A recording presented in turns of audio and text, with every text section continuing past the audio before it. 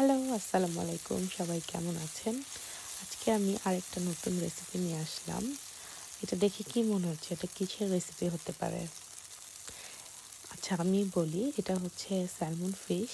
আমি একটু ভিন্ন রকম করে বানালাম। তো চলেন দেখি রেসিপিটা কীভাবে করলাম। ফিশটাকে ছোট ছোট স্লাইস করে নিয়েছি। তারপরে এখানে হলুদ, মরিচ, ব্ল্যাক পেপার আর একটু জিরা দিয়ে ম্যারিনেট করে নিয়েছি। সাথে লেবুর রসও দিয়েছিলাম। আর এখন আমি এখানে একটা প্যান নিয়েছি, এখানে তেলটা গরম করে নিলাম। তারপর ফিশগুলো দিয়ে দিলাম। ফিশগুলো দেওয়ার পর এটাকে সুন্দর করে নেড়ে চেড়ে নিলাম। তারপর ফিশ থেকে একটু পানি বের হইলো। এই পানিটা শুকানো পর্যন্ত আমি ওয়েট করব। লবণটা একটু টেস্ট করে নিচ্ছিলাম যে লবণটা ঠিক আছে কিনা। এখন আমি ওয়েট করব ফিশ থেকে যে পানিটা বের হয়েছে এই পানিটা শুকায় যাওয়া পর্যন্ত।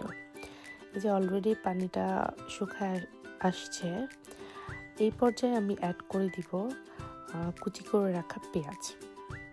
পরিমাণ মতো আমি পেঁয়াজ দিয়ে দিচ্ছি। পেঁয়াজটা একটু মোটা করে দিলাম। আমার কাছে পেঁয়াজটা একটু মোটা করে দিলে ভালো লাগে আর মনে হয় যে এটার টেস্টটা ভালো, কারণ এটা একটু জাস্ট সটে হবে আর ক্রাঞ্চি থাকবে।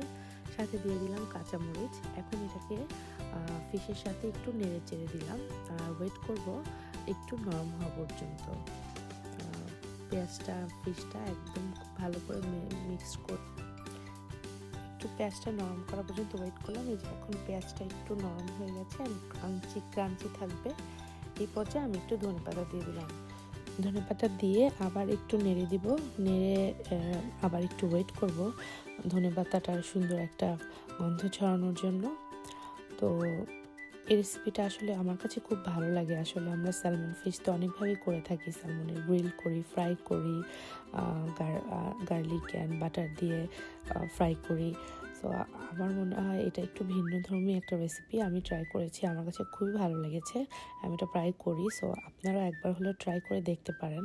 আপনারা যদি একটু অন্যরকম টেস্ট পছন্দ করেন, আমার কাছে মনে হয় আপনাদেরও অনেক ভালো লাগবে। আর এটা একবার ট্রাই করলে বুঝতে পারবেন এটার টেস্টটা এতটা ভালো।